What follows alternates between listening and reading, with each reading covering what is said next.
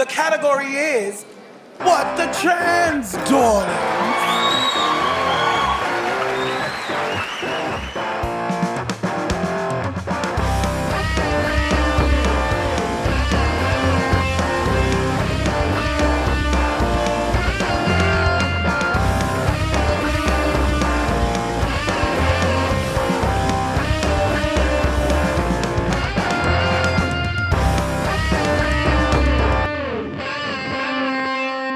Hello everybody and welcome to What the Trans. What the Trans? Oh indeed, we've taken a bit of a Christmas holiday this year. We did, yes. Well, last year. Last year. And it wasn't quite as much of a Christmas break as we intended, but we'll come back to that. Oh indeed. Yeah, how are you? Oh, I'm doing very well on this lovely... I love to date these recordings, but on this lovely Sunday afternoon. Yeah, I've been chilling out. My arms are a bit achy. I've been doing some VR exercising recently.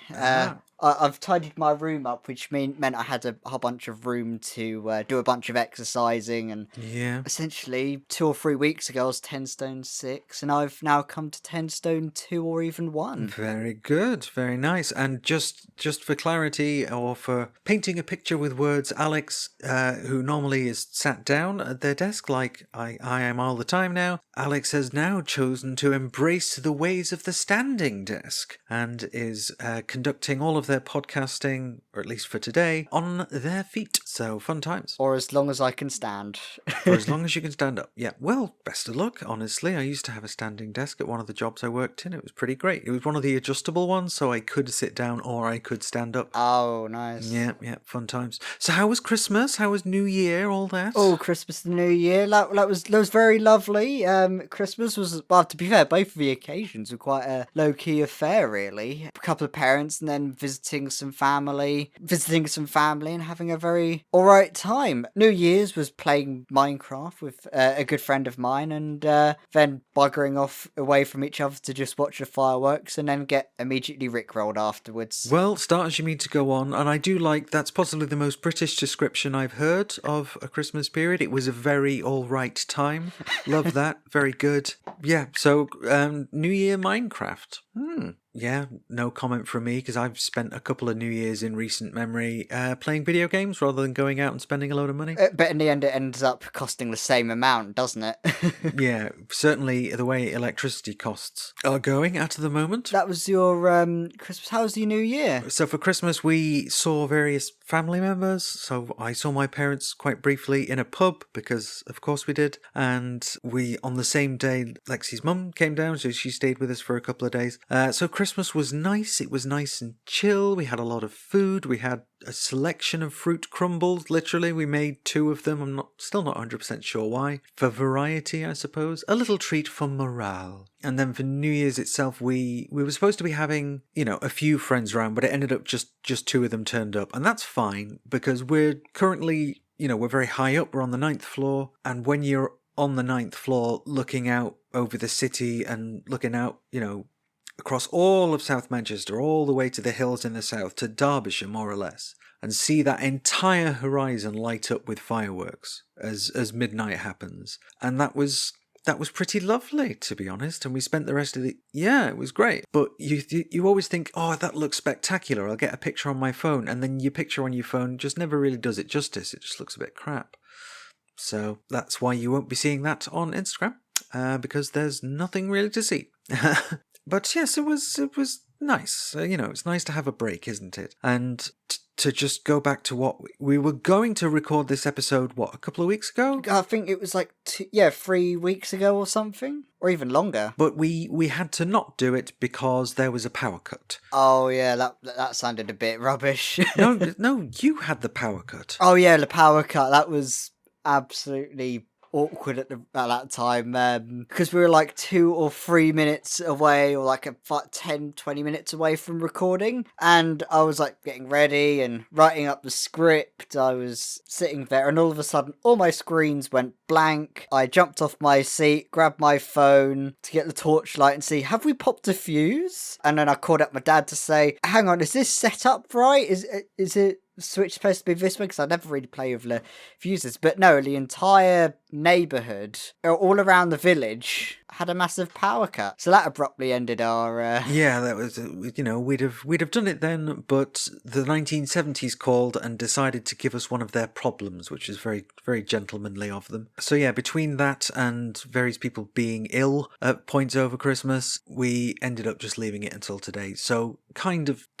sorry about that, but also... Give ourselves a bit of a holiday. Also, we deserve a holiday as well, and it kind of wasn't our fault. On this one and only occasion, it wasn't because of something we did. Series of unfortunate events. Yes, indeed. And so some of the stuff that we're going to be talking about today is stuff that's actually been extant since before Christmas. So this has given us a certain amount of time to do a bit of reading. We do have an interview coming up in the latter half of the show. Big content warnings on that one. Big content warning right here, yeah, because at the the second half of the show, the main course, we are going to be talking about the trial of the two teenagers who were found guilty of murdering Brianna Jai last year. So if that's not what you're here for, just listen to the first part of the show and we'll let you know when that's coming up, and you can tune us out.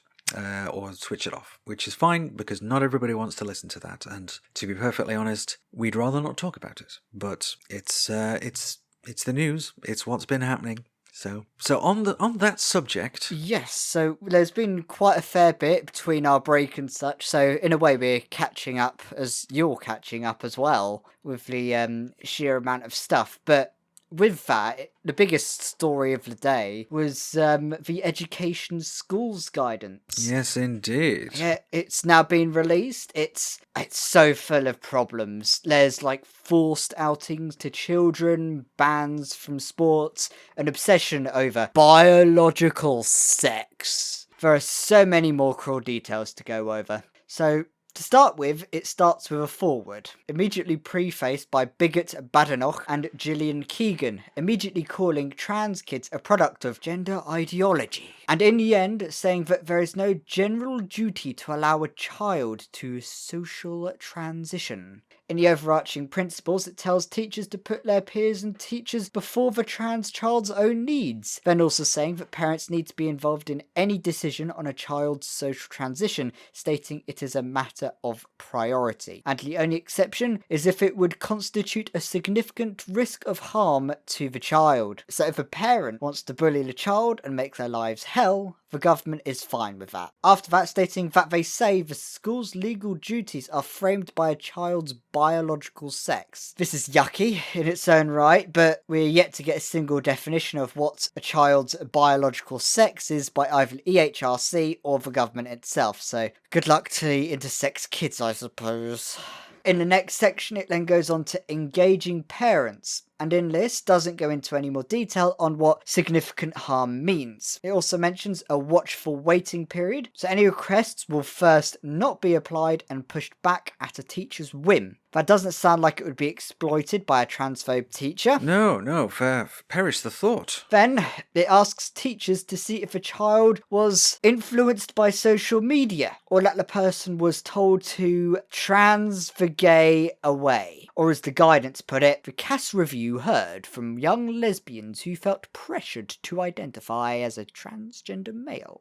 This whole thing is just chock full of transphobic and misogynistic crap. You can tell that no LGBT charities were consulted, just people who are hell-bent on torturing trans kids. Then it said that teachers shouldn't use a child's chosen pronouns or name without a parent's consent. And even if by some miracle you have supportive parents, it then says that teachers and students have a free pass to misgender trans kids. And even says kids should not be punished for misgendering. It then goes on to say that primary school kids, as a blanket rule, always misgender trans students. It says, and I quote, primary school aged children should not have different pronouns to their sex-based pronouns used about them.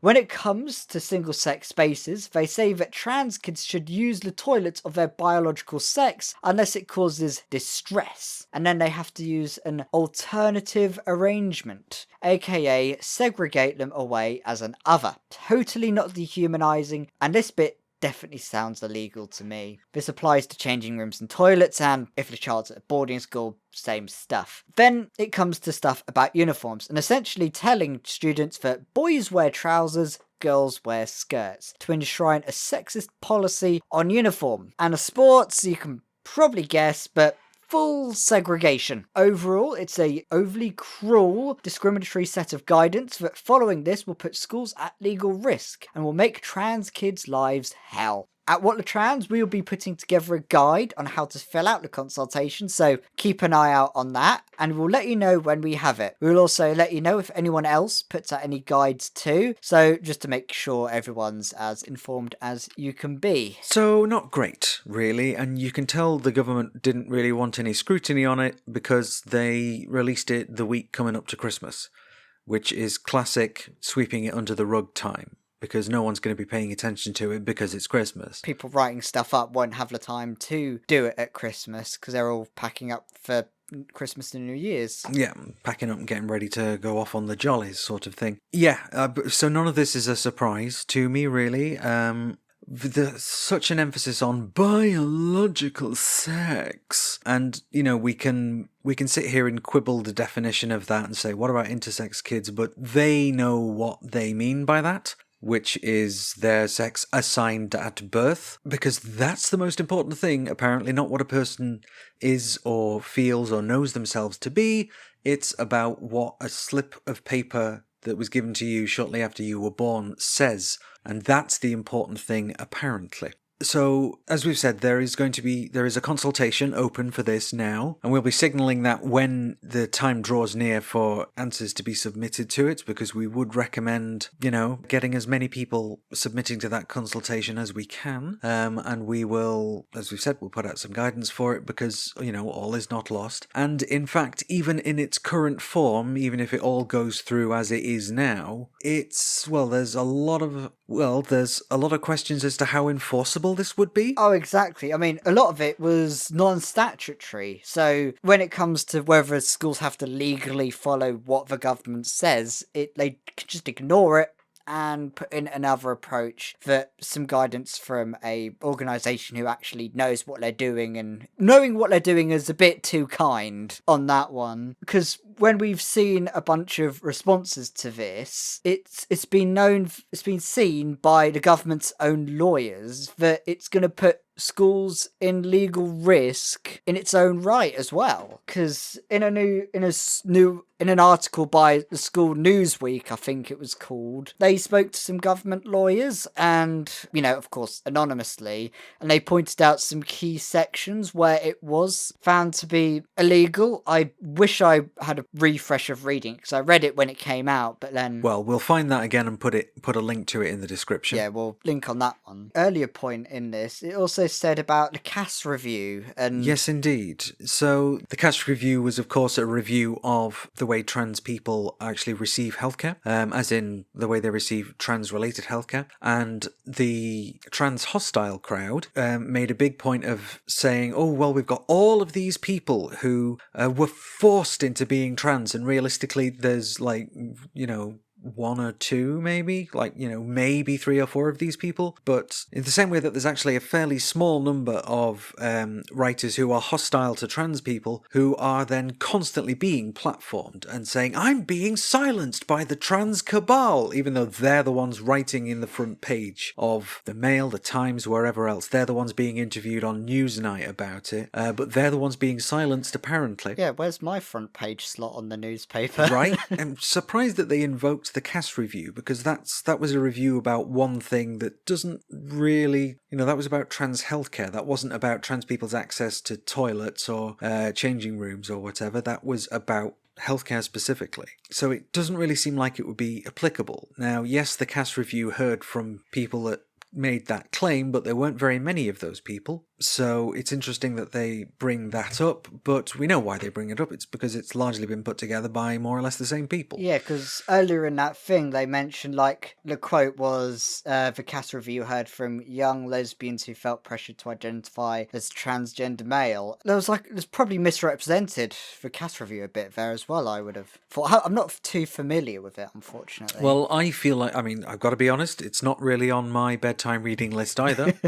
But I think that there's a certain amount of misrepresentation in there as well. But there aren't really any consequences for them doing that, because if somebody calls them out on it, they will just say, well, we can ignore them because they're an activist. And activists, as the government will have you believe, are the most dangerous people who walk the surface of the earth. Because activists are probably experts that they just disagree with. Pretty much, yeah. People that actually know something about it and are not being silent about or complicit in their own dehumanization. And because of that, you're an activist. So if you've ever written a letter of complaint or submitted something to a consultation which is against the government line, congratulations, you're an activist. We'll just have to see what happens with that, because there's the whole consultation. We're going to have some more news on that later on. We just got to keep an eye out. I've assembled the same sort of people who did our puberty blockers stuff, and hopefully they'll get that out soon, and we'll have a great time with it. Yes, well, I don't know about having a great time with it. Yeah, that's a good point. Not Hopefully, a great time. hopefully it will be helpful, as we are led to understand the last one was as well. So this is, of course, the puberty blockers, again, another consultation that was extant a few months ago in the tail end of 2023, and we put together some guidance, and we had a crack team of young, extremely knowledgeable people who helped us put that together. So we'll be doing that again for this consultation, and so hopefully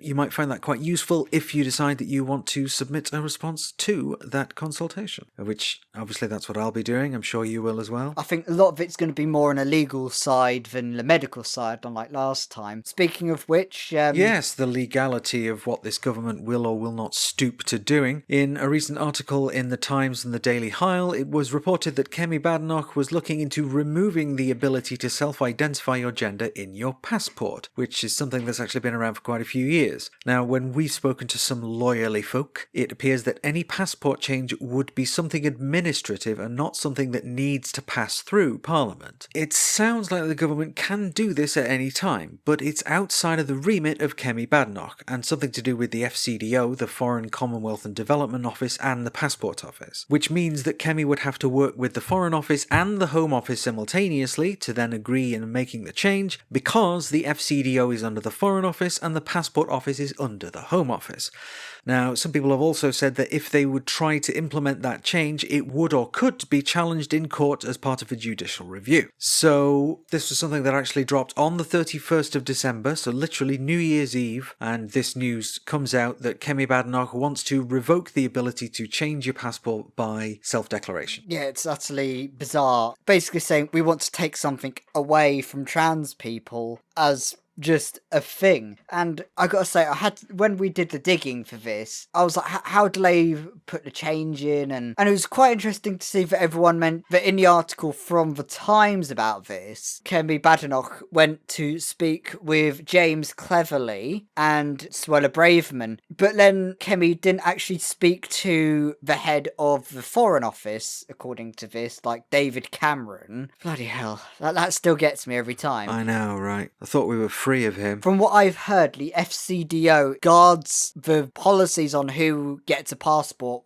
very jealously, according to one source I spoke to. So there's going to have to be a push and a pull between government offices that way. But given how a lot of them are on the same foot, it's something I would say they'd be able to do. And whether they're going to have a consultation beforehand, because there's some questions of, is it going to retroactively make previous passports void, or is it going to be ones going forward? Was another aspect of it. And also some people are saying just removing that requirement now is just illegal, apparently. Well, that's And just like the preceding story, in fact, this government, seems to be very, very keen on doing stuff that isn't strictly legal or certainly would not survive a challenge in the courts, because that's the thing with the school's guidance as well, is that it's not legally binding, and we think that if it was challenged in court, it would lose. And I think this is something else that would fall under that umbrella, because if somebody takes this to court and says, we have the right to be able to change our passport details, it would probably lose as well, which, we can hope. Now, the way that I know a lot of people have changed their passports is you get a letter from the gender clinic. So you'll get a letter from the gender clinic saying, I have seen this patient who was formerly, have your dead name on it and stuff. And it'll be like an official, yes, this person is undergoing, gender confirmation therapy. Please change this person's passport. So provided that and my name and my deed poll and everything. And then I got my passport with my name on it, which is pretty great. But is that still self-declaration? Yeah, because they've still had to go through a medical professional in order to do that. Yeah, even though it's not officially official in that I've not had it done by a lawyer then and there because I didn't need to because I had that letter. It was a bit weird. So yes, not 100% sure how that would go if it was ever actually taken to court, and our legal sources didn't seem to be, they were not on the side of the government, shall we say. That does remind me, I do need to sort out my passport. I've got a flight up to Aberdeen at some point. If you're only flying within the UK, you won't need your passport. You only need a driving licence or something. I mean, you might want to take it along as ID, but yeah, because you're not leaving the UK, you won't need it. Unless Scotland does secede, and I hope they do. Run! It's too late for us! Save yourselves! Fly, you fools! Yeah, exactly.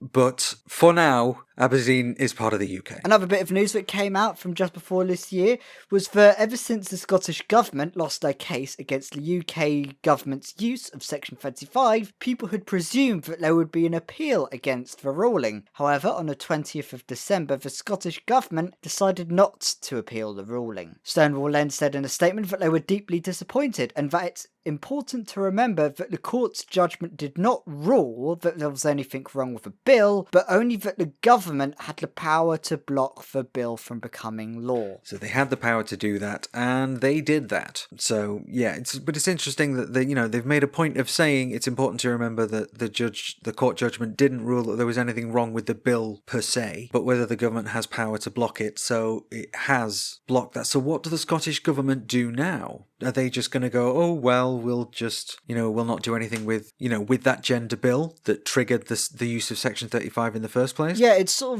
of, Section 35 is a bit of a untreaded waters situation because it's only been used. It hadn't been used before. Yeah, I think I certainly made joy in having our pod title be a constitutional crisis when this was brought up. But to be honest, I'm trying to figure that out as well, because they'd have to talk to the UK government by the sounds of it to say it, because otherwise if they tried to pass it again, they'd have to get the agreement of the UK government, because otherwise I'd Section 35 again. But I have to presume that they'd have to then go through the bill again and then debate it and then vote on it again, I imagine? I presume so, yeah, because that the bill in Scotland that would have made it easier for Scottish trans people to get a gender recognition certificate it went through the Scottish Parliament exhaustively. It was debated in the House, and it went through several different committees to rewrite it, and did this, that and the other. We had one source stated at the time that they weren't sure of any other bills being given that amount of time and scrutiny and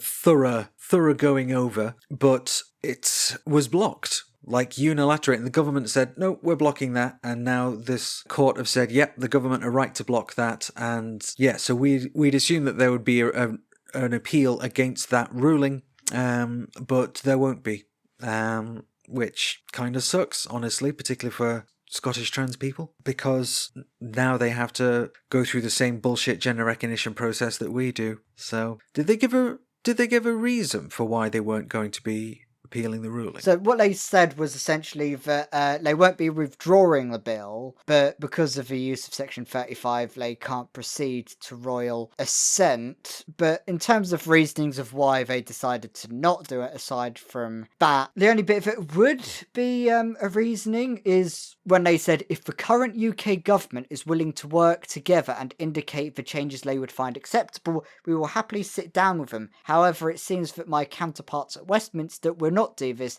and it remains to be seen what a future government will do. I see. That's definitely a bit of a sub-tweet, that, like, a future government. Like, that's not something that's going to be coming up this year. Or at least I bloody hope so. We've probably got to then mention the possibility of Labour coming in and whether they'd do it as well, because... Yeah, that's very true. Well, because they've been quite specifically a bit naff on trans things, particularly with Keir Starmer, where he said, oh, well, we've got to bear in mind and we've got to be very careful. And I think he was he even talking about schools guidance when he made that statement, basically saying, oh, well, he never says anything, does he? No, he doesn't. It's all just about, sticking so close to the middle of the road that it smashes up everything coming in either direction. Sitting on a fence so hard that the fence post came up his arse and out his mouth. Yeah, like that scene in Cannibal Holocaust.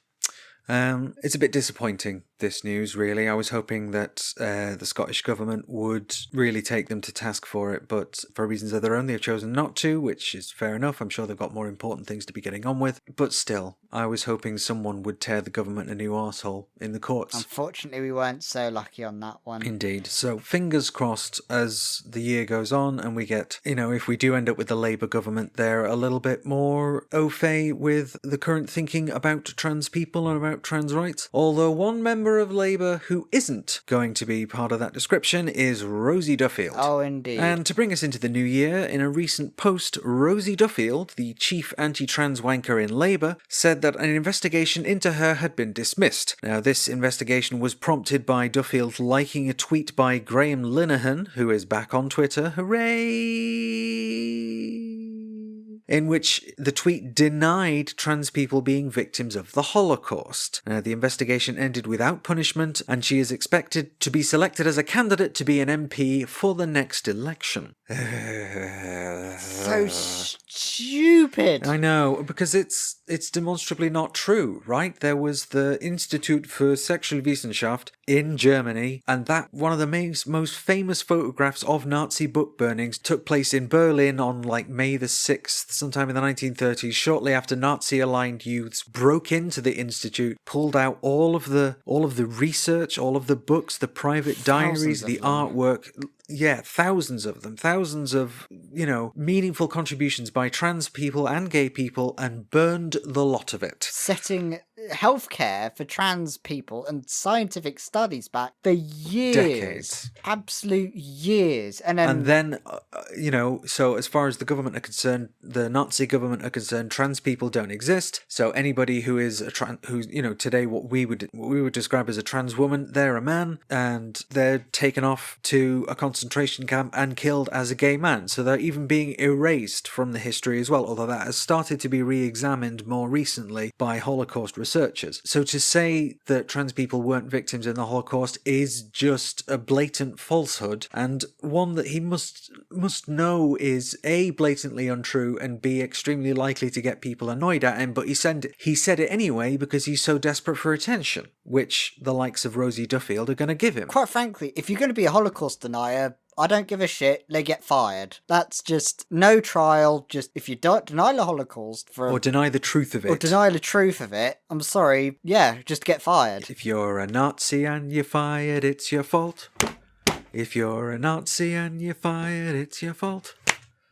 I don't know the rest of it. It's just, I think I brought this up with one of my cis friends because I was like, is it just me being going mad or something about how, about the whole situation or whether it, and he was as shocked as I was. This is my litmus test person for cis people's reactions, but it wasn't just us going mad. It's utterly shocking, really frustrating. And I think from when I spoke to some other folk who's more Labour into it, who were trying to sound as best as they could, I have to be very careful of how I say this because I don't want to do it, but basically saying that, when they come into power, they'll put a definition of transphobia into Labour's party. But I'm just thinking, that is not enough of a reassurance. Why can't they do it before a fucking election? Yeah, pretty much. Well, because then they'll lose the vote of turfy folks who still like to think of themselves as left-wing, even though they're essentially helping the Nazis at this point. And certainly taking money from the Heritage Foundation and,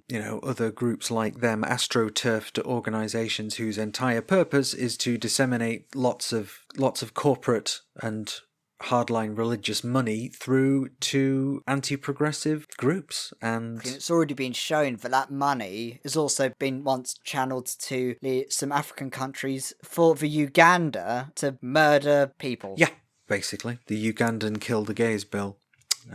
Thanks, Scott Lively. Google his name if you don't believe me. So, yes, we'll have to see how that goes. Okay, so I kind of hope, obviously, I very much hope Labour win the next election, but I want them to be a little bit more robust in them saying that they're the party of equal rights. I want them to actually be that rather than just saying that that's what they are. Yeah, not just paying lip service. Yeah, exactly. Put a bit of substance or meat in that sandwich. Yes. Something that's actually there rather than something that they just claim is there. It's becoming a very hard job to even suggest to people, oh yeah, just vote for Labour or something. It's just, I'm struggling to even say that. Yeah, I agree. It's difficult to say it in good conscience. But, some places you can vote tactically and you'll be able to vote Lib Dem or Green or whatever. But yeah, I'm fortunate on that one. In a lot of other places, all that's doing is splitting the vote on the left and making sure the Tories get back in. And that fucking sucks and I hate it. But, we had a referendum about alternative voting, 10 or 12 years ago, and it was voted down by a fairly small minority. A fairly small majority. And ironically, if AV had, if that vote had been done under AV, it would have gone the other way, which I'm guessing is, well, that's why it was campaigned so hard to, no, first past the post is great, we love it, when it's not, and we don't. Yeah, God, I could spend hours talking about this, but I won't. Yes, I won't. Let's move on to the next part of the show, which is unfortunately the very serious part. So for the main chunk of this episode, we are of course going to be talking about the verdict of the 2 teenagers convicted in the murder of Brianna Ghey. So once again, we're putting a content warning here. Now, we're not going to be talking about we won't be talking about the injuries sustained or the nastiness or, using any slurs in particular, but we are still going to be talking about a murder trial. And that might not be what you want to listen to today, and that's fair enough. But it has been a bit difficult to look at any LGBTQ news in the last few weeks without seeing some article or other about those 2 teenagers who were on trial for murdering Brianna Ghey. We very briefly spoke about this in the last episode, but because the trial was ongoing at that time, we really couldn't say a whole lot. But the trial is now over, with the judge declaring that the 2 teenagers, named as Girl X and Boy Y, will likely serve a whole life term and can even be named next month after the sentencing hearing takes place. Now, I do not want to go into the details of the murder.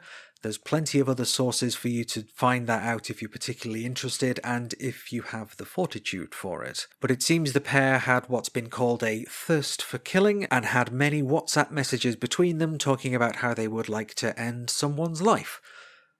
I really am staggered by the cruelty of these 2. I just don't get it. And another level of cruelty I just don't understand is of news outlets like the Daily Mail, who, as the trial got started, pilted a full-throated and gleeful endorsement of Kemi Badenoch's support for the leaked school guidance one day, and on the very next day dedicated the front page to the start of the trial and an advert for their own fucking podcast about it. I mean, okay, I do understand they hate us and they don't care how we feel, but I don't have to like it. They were not the only mainstream outlet to publish difficult and horrific details, but given it's the Mail that's so often on the front line of anti-trans hate, I couldn't let it pass by without speaking about it. Over the course of the trial, Jess O'Thompson, who we have spoken to before about other things, was the only trans reporter present in the courtroom. We interviewed Jess about this, but before we play the tape, once again, we're having a content warning here because we do discuss some aspects of the trial, and while we were very careful not to take it too far, if you might find this a little too upsetting, please just skip ahead by about 20 minutes and pick up after the interview is over. Let's play the tape. So, Jess, thank you once again for sitting down with us. How have you been? Well, yeah, I've been all right. It was nice to spend Christmas with my family and now getting back to work with things. So, yeah, should be okay. Absolutely. Sorry to throw you straight back into work for us, but as needs must. So let's get straight into it. So what was it like overall to report on this case? I think, as you can imagine, it was extremely difficult. I heard some incredibly upsetting things whilst listening to testimony in the case. I think I was the only trans journalist in the court. Brianna's family was in there for much of the proceedings, so that was a lot. And I think, honestly, perhaps the most difficult thing was not even necessarily the upsetting nature of the material, because at least on a sort of mental level, I had tried to reckon with that and prepare for that, and I kind of knew that that would be the case. But the thing that I was not expecting to impact me as hard as it did was the level of surveillance by the court during the proceedings. So, as you can imagine, I already felt rather weird being there as a trans person, and, as I say, probably the only trans reporter on the case. It meant that there was a sort of weird relationship there in the first place. And I was also there in a freelance capacity, which meant that I didn't have, like, the BBC and Daily Mail and whoever journalists who were all sat around me, as I didn't have an editor to blame for anything that I did that the court would consider to be in breach of reporting restrictions or in contempt. And there were incidents every single day that we had to listen to, and I couldn't report on any of this because it wasn't said before the jury. But there were incidents like every single morning where we'd come in and the judge would talk about how the police had been to visit lots of different people, members of the press, people like Jolly and Morton, for what the court considered to be contempt in reporting. And the most upsetting bit of this was that the judge and the prosecution apparently considered that even the mere mention that the messages sent between the defendants in the case were transphobic, just the saying that could amount to contempt of court. I'm not sure I agree with that, and I didn't at the time, but it's not like there's anything I could have done or said about it. And so I felt in such a weird position trying to talk about what was very obviously transphobic material without being able to say those words until the verdict. So yeah, that was hard. So yeah, you mentioned there briefly about being surrounded by the Daily Mail and everything, and what were your thoughts on like the coverage from them as well? Because as the only trans journalist in the room, I felt it was my responsibility as the only trans journalist there to read the other coverage and to critically assess the way things were being presented by the rest of the press. And unsurprisingly, there was a consistent and complete de-emphasizing of the transphobic nature of the messages between the defendants, instead focusing on what I can only describe as the sensational true crimification of the proceedings, talking about, you know, the girl being a Satanist or whatever, stuff like that was just objectively disgraceful. And the transphobic nature of the reporting itself. So the decision by several members of the press, and I did comment on this when it happened at the time, to decide to report Brianna's dead name, which was mentioned in court necessarily, I will add. I don't think it was a mistake of the judge or the prosecution to mention the name because it came up on a piece of evidence, right? There was a debit card in the case that had been found that had Brianna's dead name on it. And so the jury needed to know that that was her name. You get it, right? That did need to be heard in court. However, there were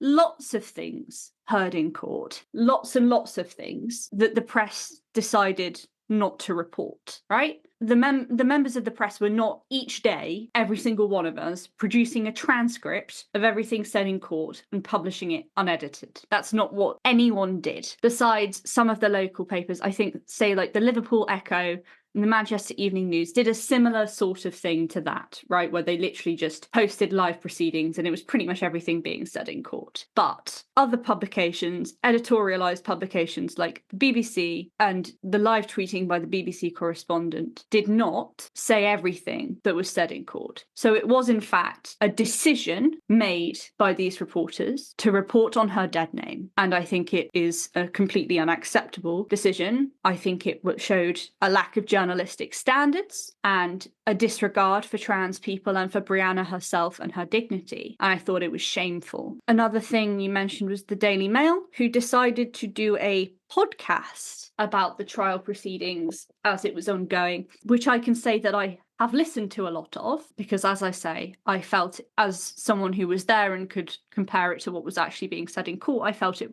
was my responsibility to be aware of the reporting. Now, in the Daily Mail podcast, they chose to act out the messages between the defendants messaging each other with what appeared to be child or young actors with childlike voices, and to add sound effects for the messages being sent to each other, like pings and stuff, to just, really dramatize it. And I thought that was an example of how not to report on things like this, and it made me feel ill. And I don't think there's much else that can be said about it except why would you do that? And how is that affording any dignity or respect to any of the people involved in this incredibly tragic case? I was aware that they'd done a podcast and figured it would be, as you say, the true crimification of it, but I was not aware that they'd gone that far.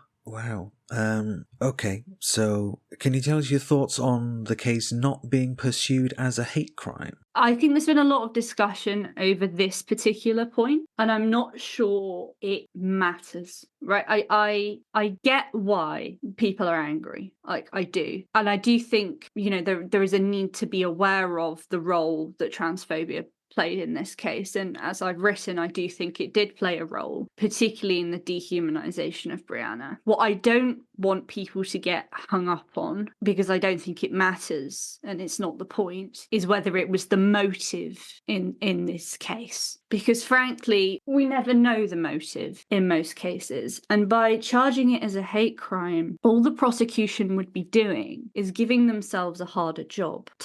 They would have to additionally prove that it was a motive, and that is difficult to prove and might not even be shown on the evidence for both defendants in this case. Murder is a charge which already carries a minimum sentence of life imprisonment and a maximum sentence of anything the judge considers appropriate. So there is no material benefit for the prosecution to charging any murder, including this murder, as a hate crime. What we will see, and this is the decision that I will be more concerned about, is that as we come to sentencing on the 2nd of February, the prosecution is allowed to argue that hostility to trans people is an aggravating factor that the judge should consider when passing the sentence. So the prosecution can, at that point, suggest that the offence involved hostility to trans people. And that will mean that the judges could be persuaded to give the defendants a higher sentence. And if the prosecution choose not to do that, at that point, I think that's the point we should be discussing our concerns about a failure to recognise the level of transphobia, not at this point where I feel, there are practical reasons why a hate crime charge would not be compelling in this case. Exactly. It's something definitely to keep an eye on with the sentencing there. Alongside, when you mentioned about the sentencing, it's also being mentioned that the names of the killers are also going to be released publicly during this. What are your thoughts on that, and how it can probably cause issues with the media plastering it everywhere and such? Yeah, so this decision was made based on an application by the press. Pretty much, I think every journalist in court was involved in this application, not me. I think there is a problem in this case, and I think in our criminal justice system more broadly, of creating monsters and pinning incidents like these down on sort of evil people, aberrations who are solely to blame for the horrific things. And I'd like to remind everyone that the people involved in this case, all of the people involved in this case, were children. And there is a question, not of responsibility. I think, it's obvious that the defendants are responsible for their own actions, that they are culpable and accountable for the harm they've done. But to which there's a question as to whether the solution to social problems and to people like this is to just publicly cast them as monsters in such a way that they will never be able to live in society again, and to lock them in a box where they will, in fact, be a risk to other children, potentially, in the criminal justice system, and claim that everything is fixed and we have justice. I don't think, and I think that naming the defendants is part of that general sort of pattern. I don't think it's going to help anybody to name the defendants. I don't think it will achieve anything good. I think it will give people more to talk about publicly, the press, more to talk about. It's certainly not going to bring Brianna back. It's not going to give comfort to her family. I think we need to really ask ourselves that whether we're acting on instinct of what feels satisfying, or whether we're doing something that will meaningfully reduce future harm and keep trans kids safe. And I don't think this is that. A thing I remembered previously was when some school shooters were named in court, people were asking not to name them, as sometimes it could make other people consider doing it because of infamy it could give them. And that's sort of a thought I had as well on that particular matter. A lot of the evidence in the case was about how the female defendant idolized serial killers, right? She had notes on Jeffrey Dahmer and stuff, and profiles and how to be a good serial killer and whatever. And I think, you know, if that's not evidence that creating personalities out of people who commit murders and it is bad, that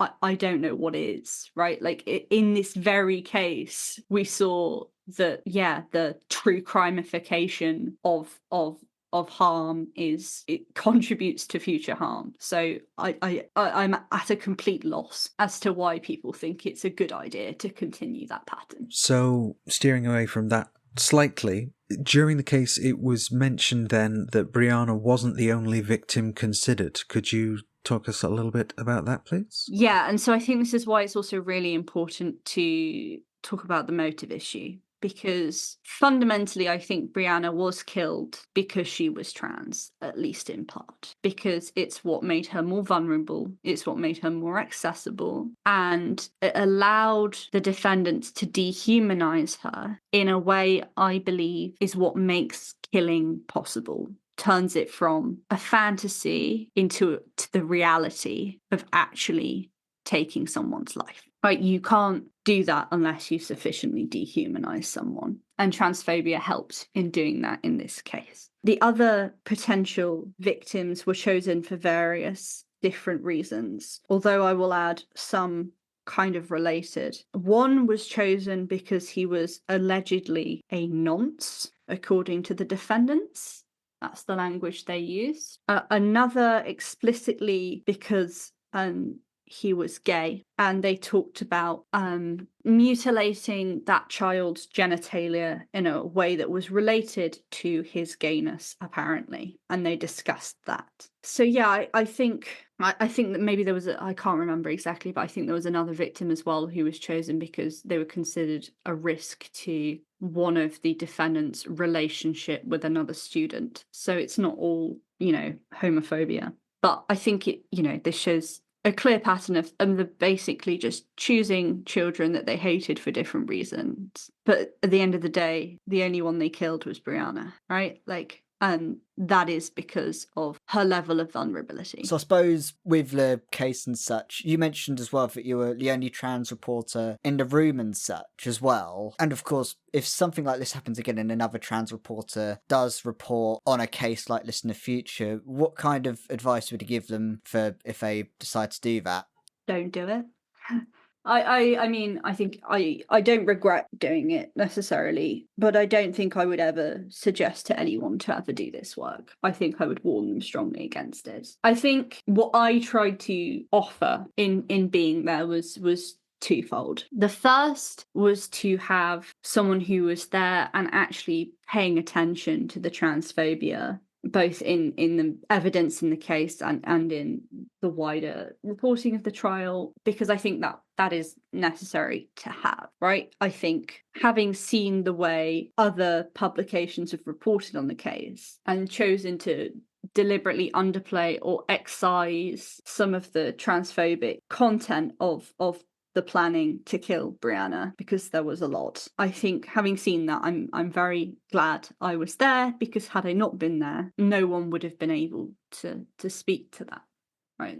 And I think it was important that someone was. So I'm glad that I did it for that reason. The other thing that I was there for was to provide reporting which tried to remain sensitive to Brianna and to her dignity, and to resist the true crime-ification of the reporting. I think people have asked me why, when all I was allowed to say about the case was to basically literally repeat what was said in court, to act as effectively as a stenographer, what was the point in doing it? You know, I couldn't provide any commentary on the case until afterwards. What was the point in doing the live reporting I did? And my answer to that is the important thing for this kind of reporting is not what you do say, it's what you don't say. It's the things I didn't repeat that I heard in court, that I chose to summarize rather than go into detail on. For example, there was a lot of evidence from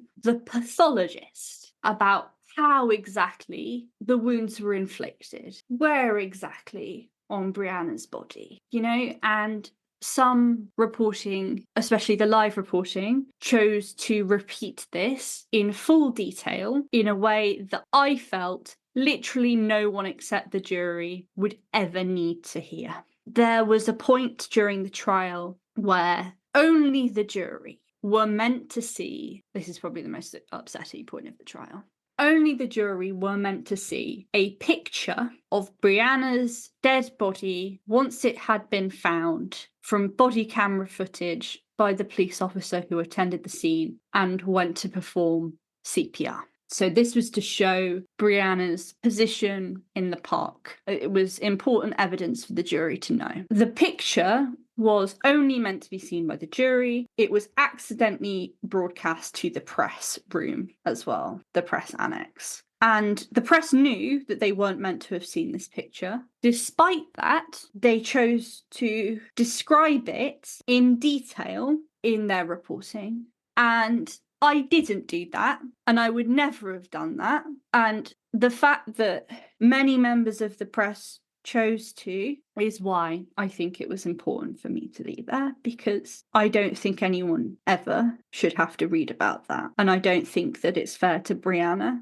or her family that that information was made public. So yeah, I guess that's why I did it. But I would seriously recommend against anyone ever doing it themselves, unless they have a full team of editors and support behind them. You know, if Pink News want to go and do this, and they want to do it whilst, you know, trying to report sensitively, and they want to have, you know, proper editorial support and expertise and things, then sure. But other than that, I think this is one of the hardest things you could possibly do. And it's not something I'd recommend to anyone. What are your, what kind of thoughts do you have about the sentence that the teens are likely to receive? So the sentence is going to be a minimum life sentence. Like, it's not particularly, up for discussion at this point. The thing that will be decided is what the minimum time served is. So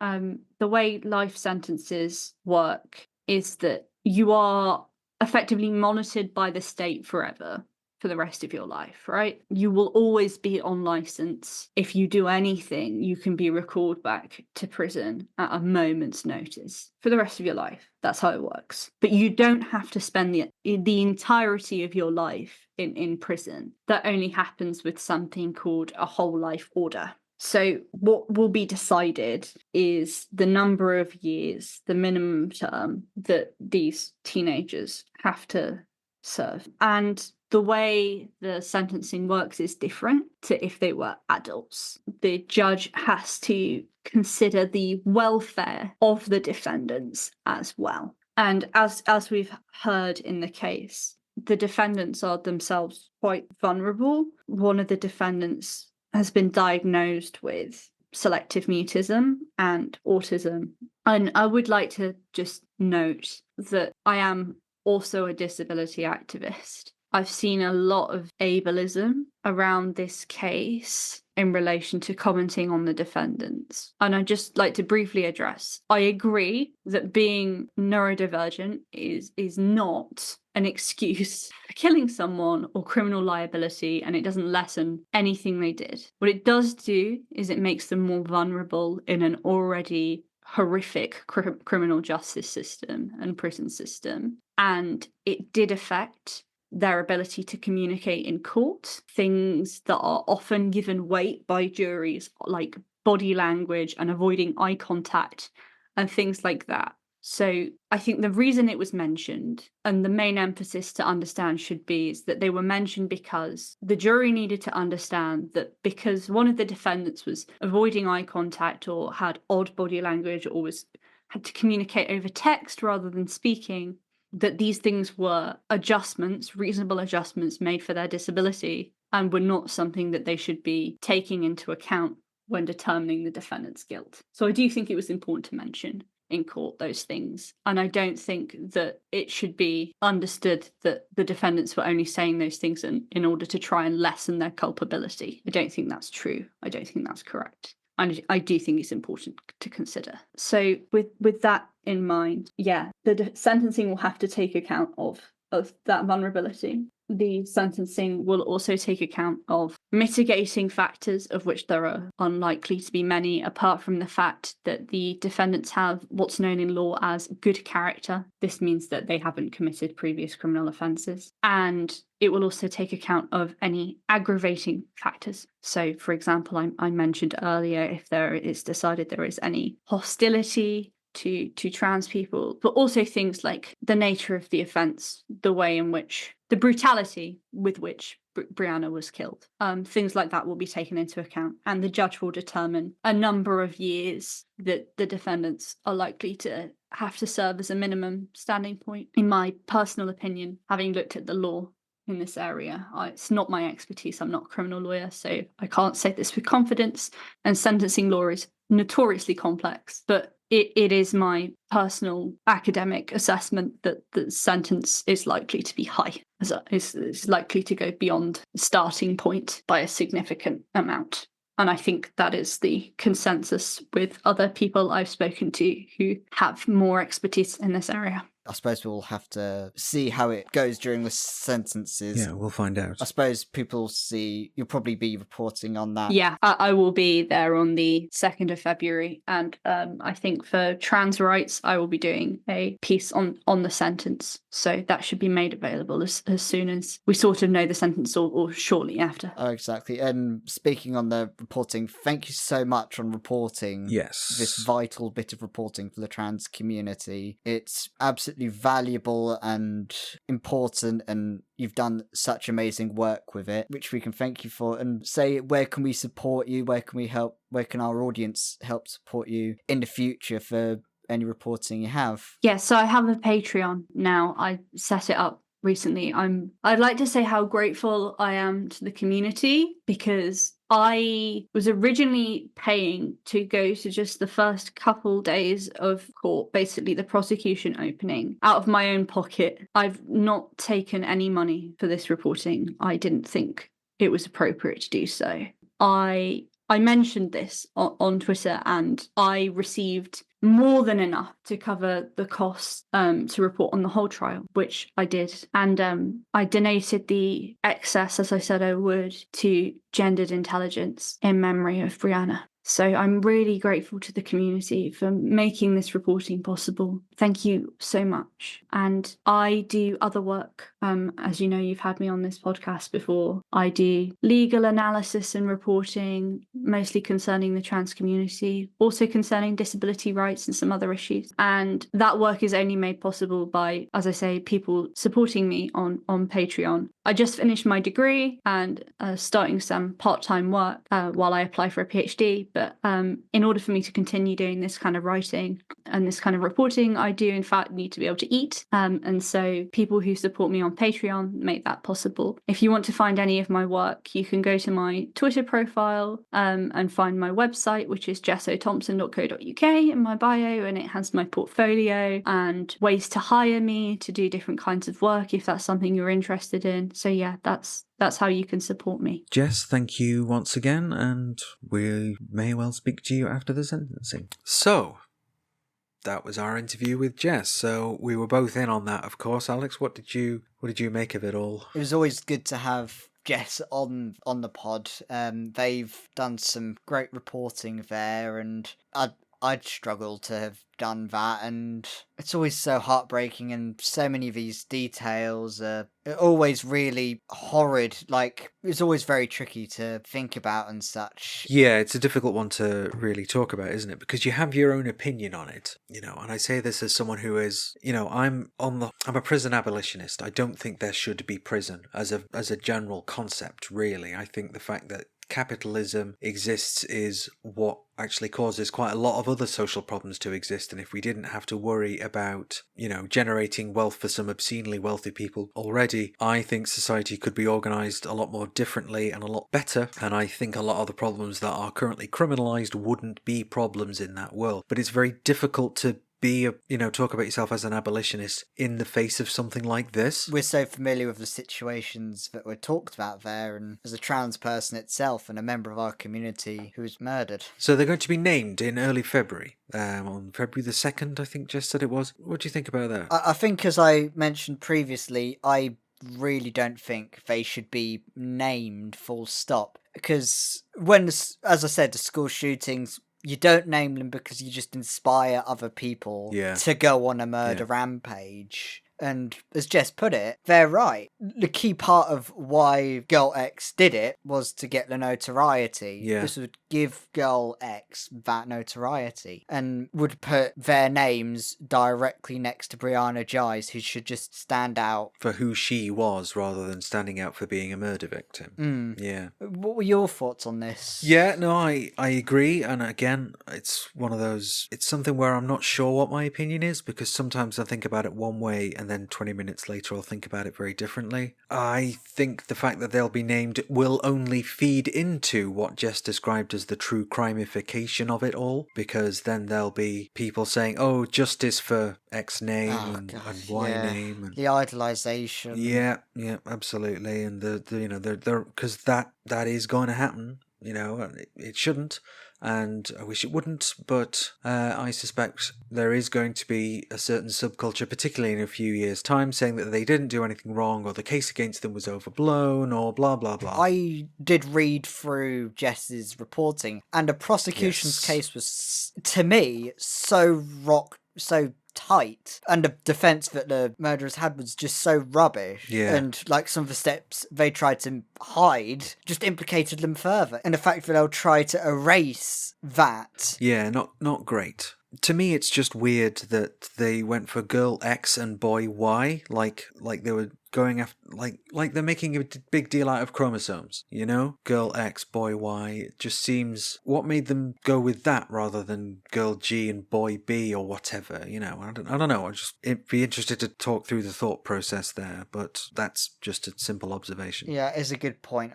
Maybe it's a court proceeding thing where they just generally use X like algebraic X or I see. Whatever, but I'm not sure. Well, we do make a good point. Yeah, it's not the most essential thing to think about, really. So we don't want to dwell too hard on the actual details of the murder, because it's horrendous, really, but I think it's worth picking out the fucking Daily Mail doing a fucking podcast about it. It's just, quite frankly, some people with blood on their hands for this, as well, for contributing to the culture of what then probably caused the situation. It's the blood is on your hands too, Daily Mail. But they will never accept that, But it was like one day to another, it was literally saying, oh, you know, trans kids shouldn't be believed and we welcome this leaked school guidance and we hope it's as tough as the leak says it is. Two-faced nature of it. Yeah, and then the very next day saying, oh, Brianna, you know, she was so special. It's like, well, you can't have it both ways, Daily Mail, except,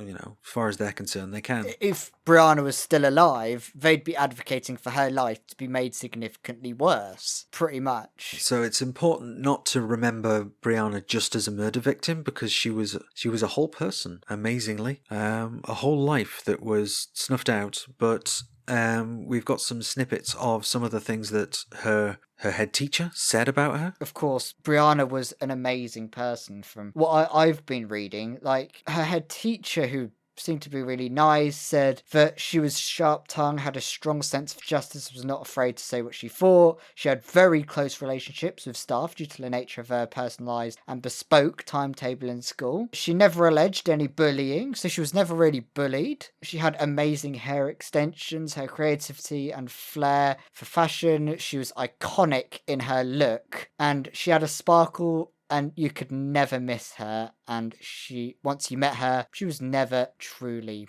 forgotten. She was having an ambition in training in hair and beauty, and alongside this, as well as, you know, being her teacher saying nice things, I also read some stuff a little while ago. I haven't got all the details on me, but she helped other fellow trans people, young trans people, getting some healthcare as well, HRT, filling out forms and, you know, looking after each other. She was an amazing person, and that's who she was. Just an amazing person. Yeah. So it would seem when we had the vigil up here in Manchester last year, we had a couple of people who actually knew her through TikTok, and they'd kind of spoken to her, and like, I think one of them, I can't remember if one of them actually said that she'd gone and met her to go shopping or whatever, I can't remember, but definitely knew each other through social media and messaged and chatted and all that kind of thing. And they all they talked about the kind of spark that she had, that kind of lust for life, you know, and we need to remember her as that rather than another murder victim. And we need to look after each other like the way she looked after the other people in her life, be that through social media or knowing other trans people online or whatever. Let's look after each other, really. That's it seems a bit weird to do this right here, but you can find us obviously on social media. If you'd like to, you can find us on Patreon.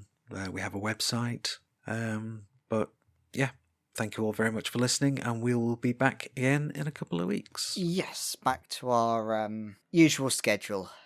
Get back into the swing of things. Yep.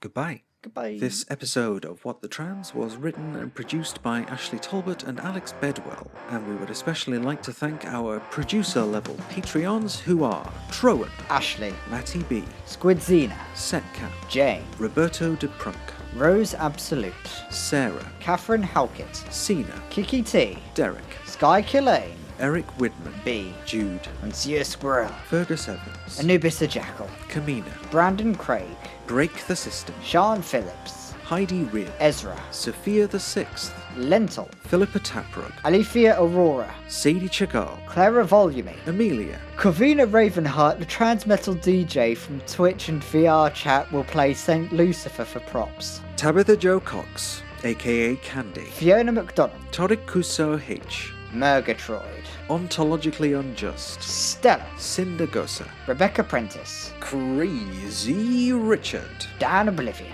Florence Stanley, Helen.